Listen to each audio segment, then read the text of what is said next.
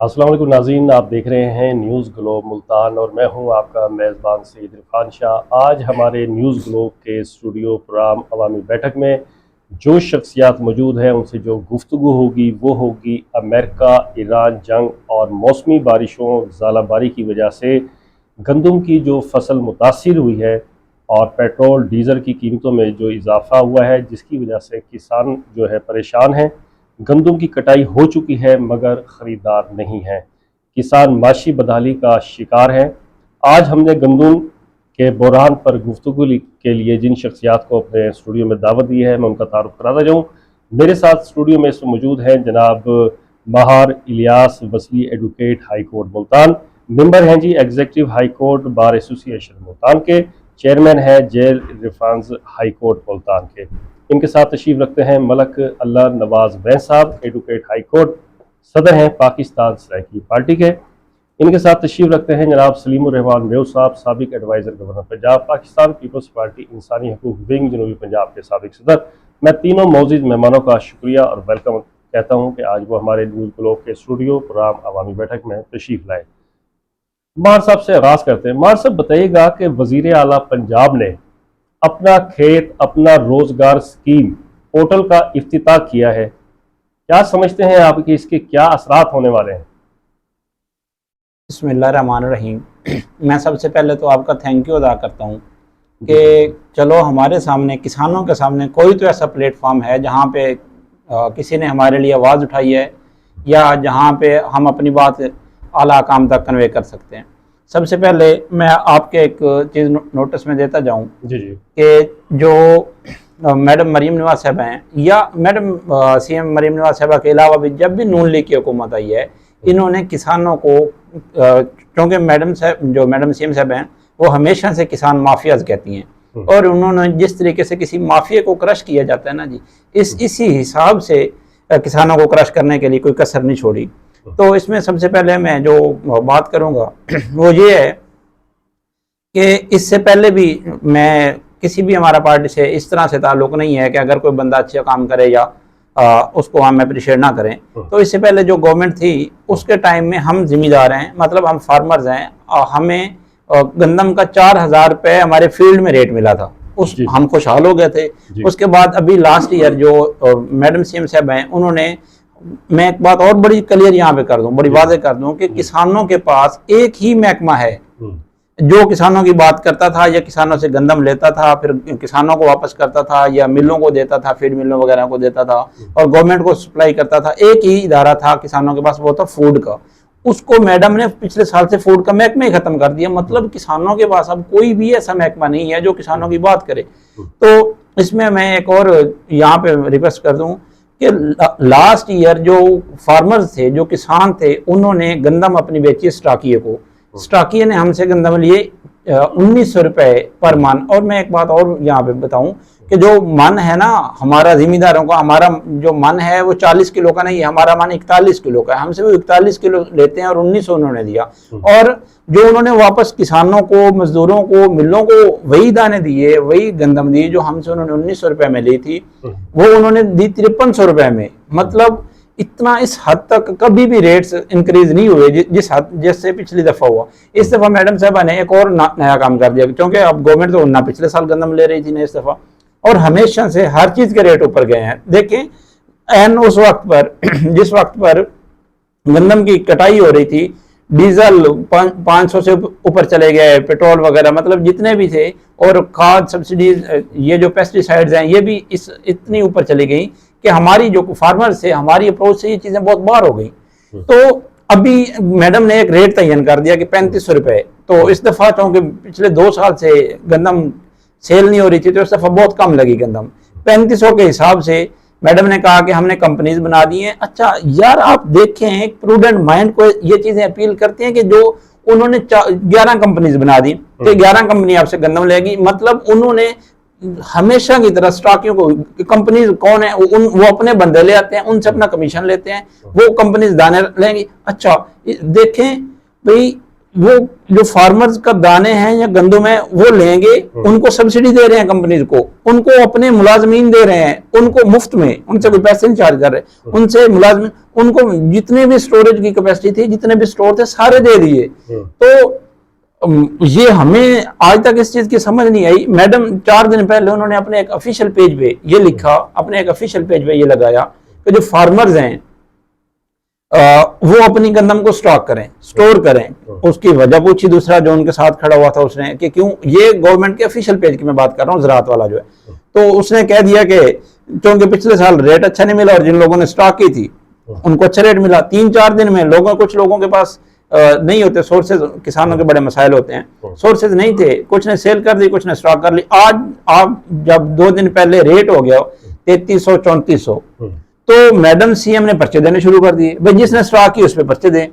پہلے انہوں نے کہا تھا کہ گندم آپ لے جائیں، سندھ لے جائیں، بلوچستان لے جائیں، بارڈر کھل ہیں. کل سے بارڈر بند کر دی. مطلب ایسے جیسے ٹرمپ صاحب ہے نا، مطلب گھر بیٹھ کے بات کر کے آتے ہیں، باہر آ کے مکر جاتے ہیں. ہماری جو گورنمنٹ آف پنجاب ہے وہ وہی بنی ہوئی ہے.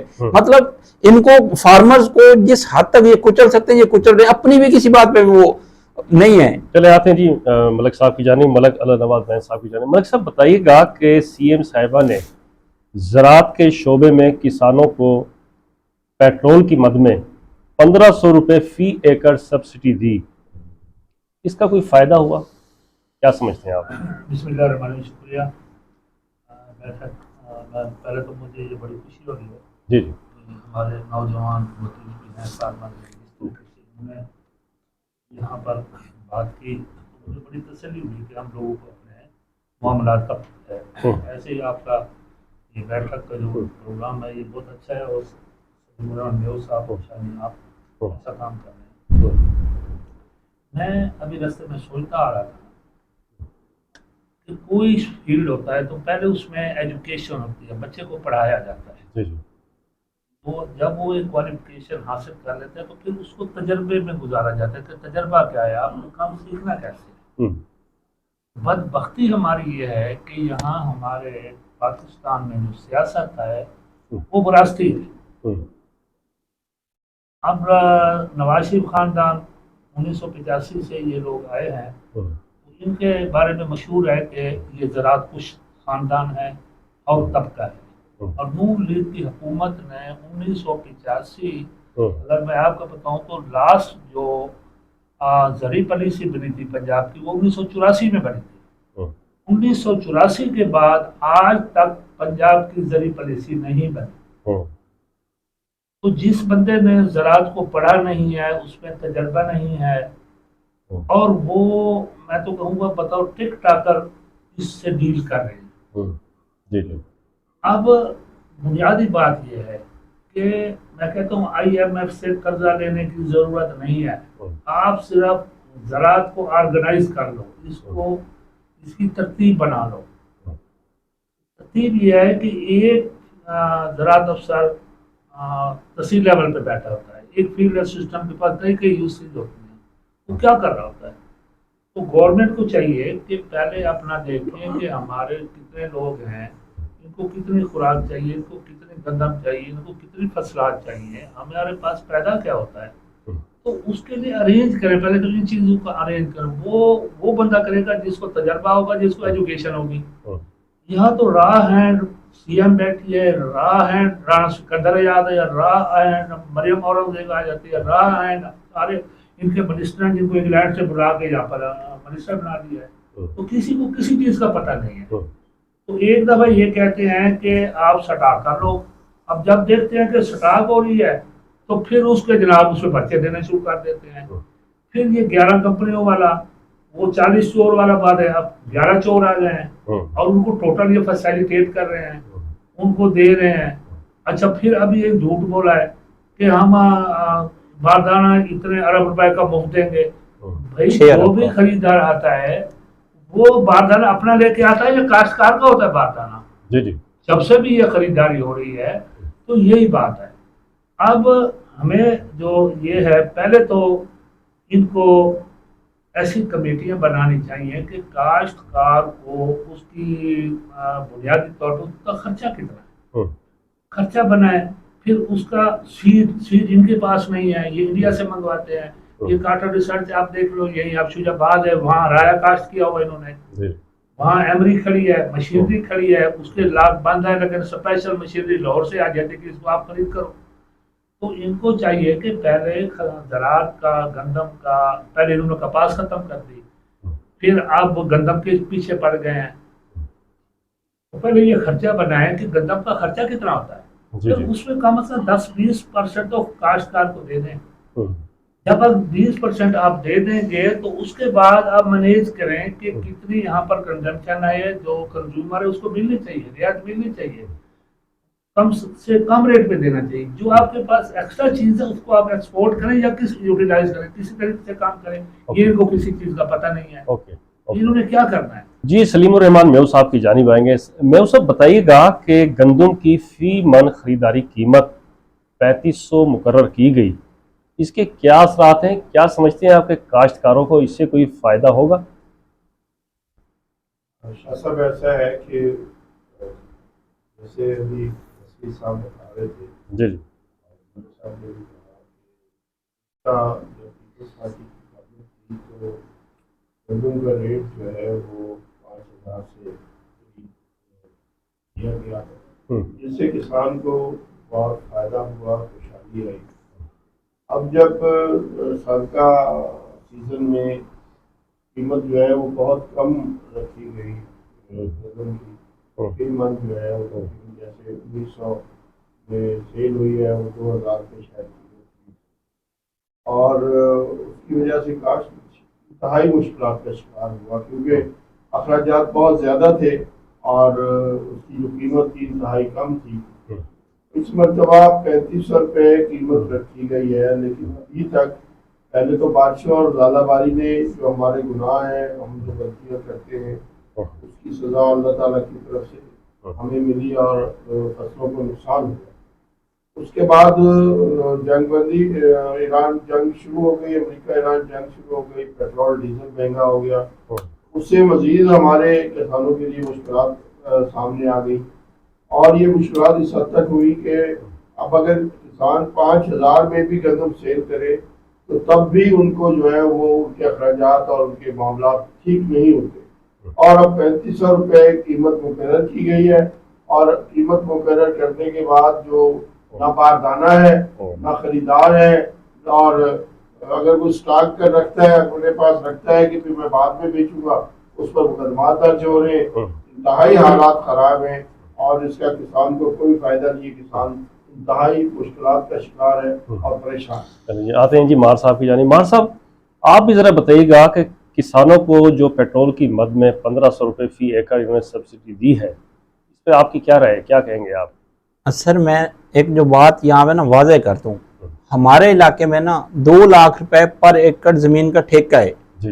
ہم ایسی بات نہیں, اچھا یہ ذمہ داروں کو پتہ نہیں سمجھتے کیا ہیں, جو کسان ہیں ان کو سمجھتے کیا ہیں کہ وہ بھی آگے 1500 روپے جس حساب سے وہ دیں گے پیٹرول کی مد میں, وہ کیسے دیں گے؟ وہ کہیں گے کہ 1500 لینے کے لیے اب لائن میں لگیں. اس 1500 لینے کے لیے ایک تو ہر بندے کی عزت نفس کو یہ مجبور کریں گے. دیکھیں ہر چیز کا ایک سسٹم ہے, آپ اس سسٹم وہ ڈائریکٹ آپ جو گندم ہے اس کا ریٹ بڑھا دیں.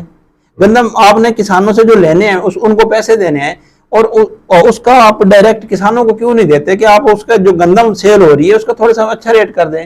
اچھا اس میں نے ایک اور بات بھی کر دوں, سر فرما رہے تھے کہ باردانہ 6 ارب روپے انہوں نے دیے 11 کمپنیوں کو. مطلب کمپنیاں کوئی نہیں ہیں, ان کے اپنے ہیں سارے لوگ, وہ انہوں نے اپنے دوسرے جیسے شروع سے بے نامی ٹرانزیکشن ہوتی ہیں یا فلاں کے اکاؤنٹ میں 6 ارب آ گئے 4 ارب آ گئے, یہ وہ والا سین ہے.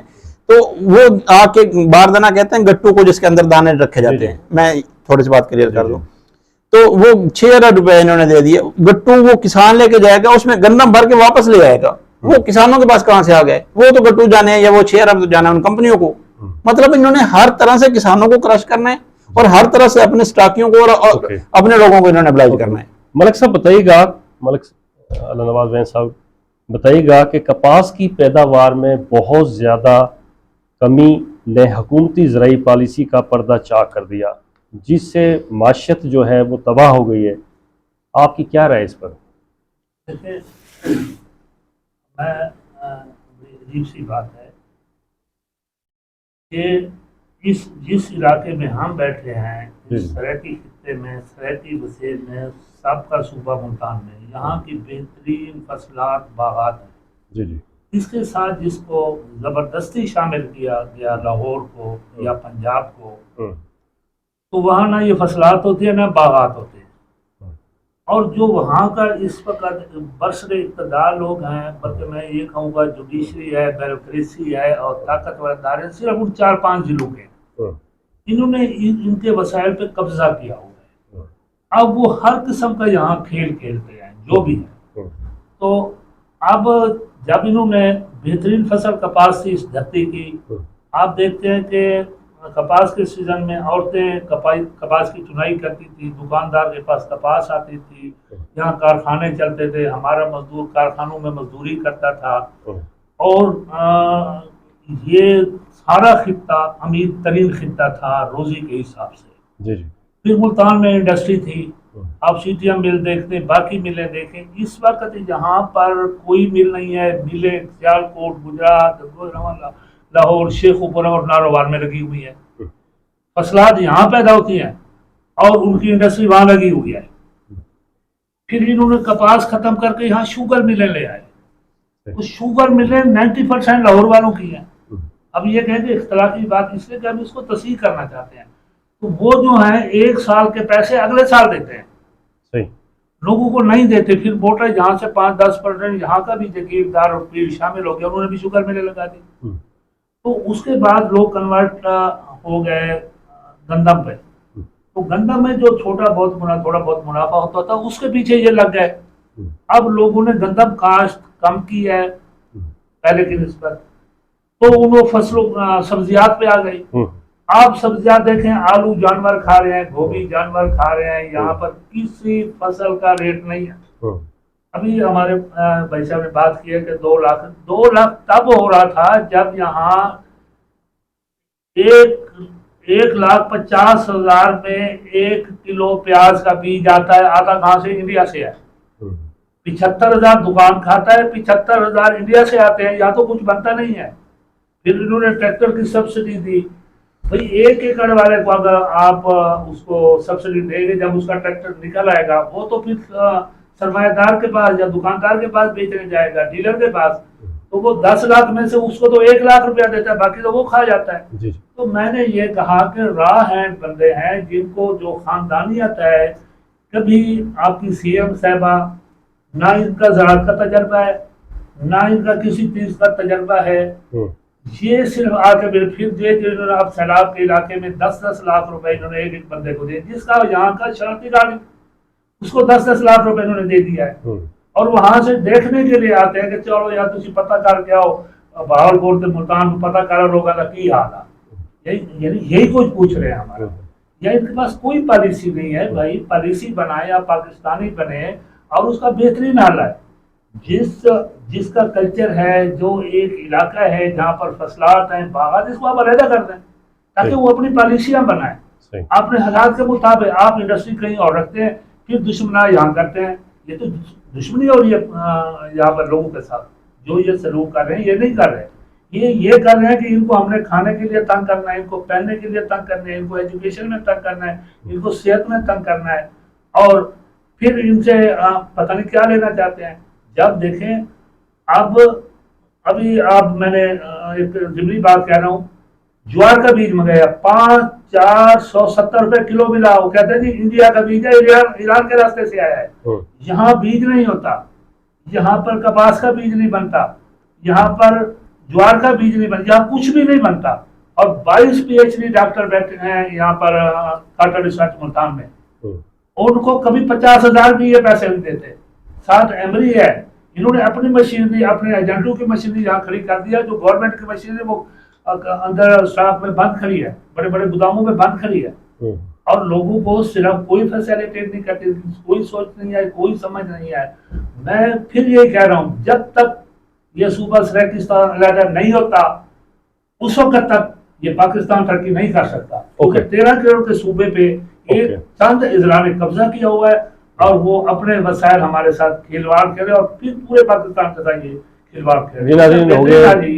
کہ علیحدہ برابری آبادی کے لحاظ سے صوبے بنائیں، ہر علاقے کو آپ سہولت دیں تاکہ وہ اس کے مطابق جہاں جہاں جو جو فصل ہوتی ہے، اب دیکھ رہے ہیں 12 مہینے کی نہریں ہیں. آپ گجرات گوجران والے آپ آ جائیں فیصل آباد تو وہاں دھان مجھے کاشت 12 مہینے کی نہریں ہیں، ہمارے پاس 6 مہینے کی نہریں ہیں، اور اس میں بھی پابندی 3 مہینے پانی آتا ہے، پانی بھی تک نہیں آنے دیتے.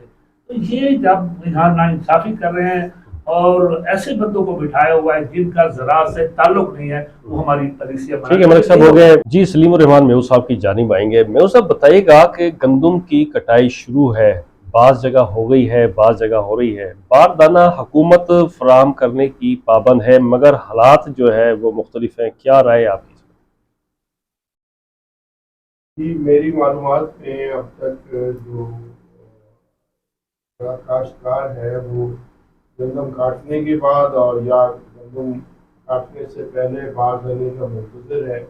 اور پنجاب حکومت نے اعلان کیا تھا کہ باردانہ مفت فراہم کیا جائے گا، بلکہ وہ ملک صاحب ابھی بتا رہے تھے کہ باردانہ تو دینا ہی خریدار نہیں ہوتا ہے، اور وہ شروع سے جب سے فصلوں کی جو خریداری شروع ہوئی ہے باردانہ دیتے ہی جو خریدار ہے، چاہے حکومت ہو یا کوئی کمپنی ہو، وہ دیتی ہے. تو اس میں یہ مفت والا جو سٹینڈ ہے یہ عوام کے ساتھ مذاق والی بات ہے، اور یہ مذاق بھی پوری طرح سے نہیں کیا گیا. ابھی تک لوگ منتظر ہیں کہ ان کے انہیں باردانہ ملے، اور یہ کم ترین قیمت ہے 3500 روپے، وہ اس میں بھی بیچنے کے لیے تیار ہے، کیونکہ اگر وہ اسٹاک رکھتے ہیں تو ان پر مقدمات درج ہوتے ہیں، اور اگر وہ بیچتے ہیں تو ان کو نقصان ہوتا ہے. لیکن وہ زیادہ نقصان سے بچنے کے لیے پھر یہ بیچنے کے لیے تیار ہے کاشتکار، لیکن ابھی تک انہیں باردانہ فراہم نہیں کیا گیا، جو میں سمجھتا ہوں کہ قابل مذمت بات ہے. اور وزیر اعلیٰ پنجاب کو جو کہ اعلان کیا ہے انہیں اپنے کہے ہوئے کا پاس رکھنا چاہیے، اور فوری طور پر جو ہے کاشتکاروں کو یہ باردانہ فراہم کرنا چاہیے تاکہ وہ اپنی جو گندم ہے اس کو وہ فروخت کر سکیں. آتے ہیں جی مار صاحب کی جانب. مار صاحب بتائیے گا کہ کسان اپنے ریٹ کا تعین خود کر سکتا ہے یا نہیں؟ سر اس میں ایک بات بڑی واضح کر دیتا ہوں کہ کسان جو پاکستان میں اسپیشلی آپ دیکھیں انڈیا میں ریٹ ہے، مطلب جو کھاد ہے پاکستانی حساب سے 1000 روپے کی ڈی اے پی کی بوری بنتی ہے، کوئی 400 سوا 400 پاکستانی پیسوں کی میں بات کر رہا ہوں، 400 سوا 400 روپے کے حساب سے وہاں پہ یوریا بنتی ہے. کیونکہ پاکستان میں تو ہے ہی سارا فاسفورس اتنا پڑا ہوا ہے. اس میں دیکھیں سب سے بڑی بات کہ کسان جو لینے جاتا ہے نا سر، پیسٹی سائڈز ہماری جو کمپنیز ہیں نا وہ ساری فرٹیلائزرز کی، ہماری فوجی فرٹیلائزرز کمپنی ہے، سارا فاسفورس ادھر ہی ہے. تو یہ اپنا ایک ریٹ تعین کرتے ہیں، اس ریٹ کے بعد یہ تعین دیتے ہیں ڈیلر کو، ڈیلر وہ لے کے رکھتا ہے اسٹاکی کو، اسٹاکی سے لیتے شاپ کیپر. یہ سارے لوگ اپنا اس میں سے جو پہلے پیسے لگاتے ہیں وہ، اس کے بعد اپنا جو پیسے بچتے ہیں وہ، اور ایون اپنی منشی کی تنخواہ تک نکال کے باقی ریٹ دیتے ہیں کسانوں کو.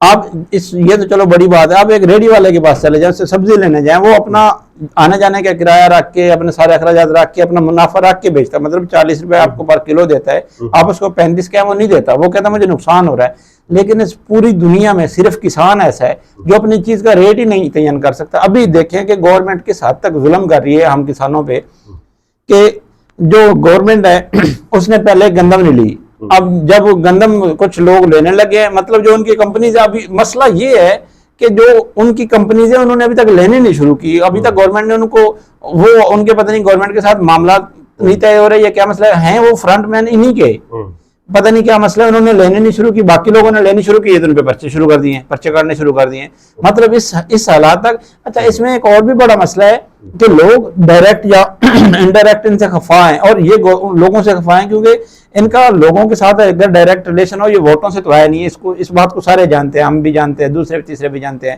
یہ ووٹوں والے ابھی تک اتنے کیسے پینڈنگ ہے، رولے پڑے ہوئے ہیں. تو کسان صرف کسان ہی ایسی مخلوق ہے جو اپنی کسی بھی چیز کا ریٹ نہیں تعین کر سکتی. مطلب ہم لوگ ہیں، ہم ابھی گندم اگر سیل نہ کریں تو میرے پاس اتنے پیسے نہیں ہوتے کہ ہم اگلی دوسری فصل لگا لیں. اس لیے کسان یہ جب تک یہ یکجان نہیں ہوں گے، اپنی کوئی تنظیم نہیں بنائیں گے، تب تک کسانوں کی کوئی بات نہیں. چلتے ہیں جی ملک صاحب کی جانب. ملک صاحب بتائیے گا کہ حکومتیں کسانوں اور زراعت کو معیشت کی بحالی کے لیے استعمال کریں، ہم خود کفیل اور قرضے بھی نہ لینے پڑے، کیا رائے آپ کی اس پر؟ میں پھر ایک کڑوی بات کر رہا ہوں. ابھی آج ٹی وی پہ چل رہا تھا یا رات کو چل رہا تھا. جی جی. انہوں نے ایک اور فراڈ کیا ہے. جو لیوی یہ پیٹرول پہ لے رہے تھے, ڈیزل پہ 80 روپے لے رہے تھے, تو اسی دوران انہوں نے 160 روپیہ لیا ہے ابھی جو جس میں کرائسس میں چل رہے ہیں. اور انہوں نے اپنے پچھلے سارے کھاتے انہیں جب جنگ ہو رہی ہے تو اس میں کیا ہے. آج کی ٹی وی آپ پڑھیں, سما پہ یہ آ رہا تھا پروگرام, رات کو یا صبح بھی یہی پروگرام ریپیٹ ہو رہا تھا. تو یہ گورنمنٹ کوئی ان کا کوئی ویژن نہیں ہے, کچھ نہیں ہے. اب جب تک یہ لوگوں کی فلاح کے لیے نہیں سوچیں گے, یہ پاکستان کو اپنا پاکستان نہیں سمجھیں گے, یہ نسلی امتیاز جب تک ختم نہیں کریں گے. اور اچھا قرضہ دیکھیں, ابھی 2000 ارب روپے انہوں نے واپس کرنا تھا اور 3000 روپے اور قرضہ لے لیا سعودی عرب سے. وہ 1000 ارب روپے اور انہوں نے اپنے لیے لے لیا کہ ہمیں آسانی سے ہمارا وقت گزر جائے. تو لوگ اتارتے ہیں, یہ اور لیتے ہیں. تو آپ مسئلہ یہ ہے کہ میں تو یہی کہہ رہا ہوں کہ جو گورنمنٹ ہے, خاص طور پہ نون لیگ کی حکومت جب سے آئی ہے, میں آپ کو ایک اور حوالہ دے دیتا ہوں. 11 دسمبر 2019 خبریں اخبار ریاض شہر کے پیچھے وہ لکھتے 50 سال اس کے پڑھے لکھا کرا ہے. اس کے ہماری بیوروکریسی اعتماد ہو چکی. یہ بدگزری 1985 سے شروع ہوئی, جب کسی بندے نے وزیر اعظم کو مشورہ دے کے بیوروکریسی میں اپنا گروپ بنائے. تو انہوں نے جو وہاں کے لاہور کے ارد گرد لوگ بیوروکریسی میں, جوڈیشری میں اور اداروں میں بھرتی کر دی ہے, وہ اس وقت سے یہ منتریوں پہ لگ گئے ہیں, دولت کرنے پہ لگ گئے ہیں. کوئی ویژن نہیں ہے, کوئی بات نہیں ہے. تو اس کا بہترین حل ہے جو یہ صوبے برابری کی بنیاد پہ بنائیں, آبادی کے لحاظ سے پنجاب کو 2 حصوں میں یا 3 حصوں میں تقسیم کر دیں. لاہور والے اپنے وسائل سے کھیلیں, سرحدی خطے والے اپنے وسائل ہیں, پٹواری اپنے وسائل ہیں, سندھ اور کے پی اور یہ 5 صوبے برابر ہو جائیں گے راؤنڈ اباؤٹ. تو ہر بندہ کو موقع ملے گا, ہمارے خطے کو بھی موقع ملا, جوڈیشری میں بھی, بیوروکریسی میں بھی اور باقی اداروں میں. جب یہ لوگ سب کو موقع ملے گا, یہ 13 کروڑ کا صوبہ, جب تک آپ کے پاس 13 کروڑ کا صوبہ ہے, یہ وفاق کو بھی کھا رہا ہے اور صوبوں کو بھی کھا رہا ہے اور یہ پاکستان کو بھی کھا رہا ہے. تو آپ نے یہ ہمارے بہت امیر ملک ہے آپ کا پاکستان, تیل والے تیل, میں کہتا ہوں جتنا زراعت اور باغات اور فصلات آپ کے امیر ہیں, پاکستان ان بڑے بڑے تیل والے ملکوں سے زیادہ امیر ہے. لیکن کیونکہ یہاں لوٹ کھسوٹ ہے, یہاں نسلی امتیاز ہے, یہاں پر کوئی ویژن نہیں ہے, کوئی انصاف نہیں ہے, تو اس لیے یہ سارے مسائل ہیں. اور بندے یہ سمجھتے ہیں کہ لوگوں کو ہم نے دھوکہ دے دیا. کیسے دھوکہ دے دیا یار, آپ دھوکہ کیسے دے سکتے ہیں؟ سب لوگوں کو پتہ ہے. لیکن یہ ٹھیک ہے کہ آپ کے پاس ڈنڈا بھی ہے, آپ کے پاس اختیار بھی ہے, آپ کے پاس دفتر بھی ہے, آپ جو جھوٹ کتابوں میں لکھ رہے ہیں وہ بھی آپ کا سپورٹ کر رہا ہے.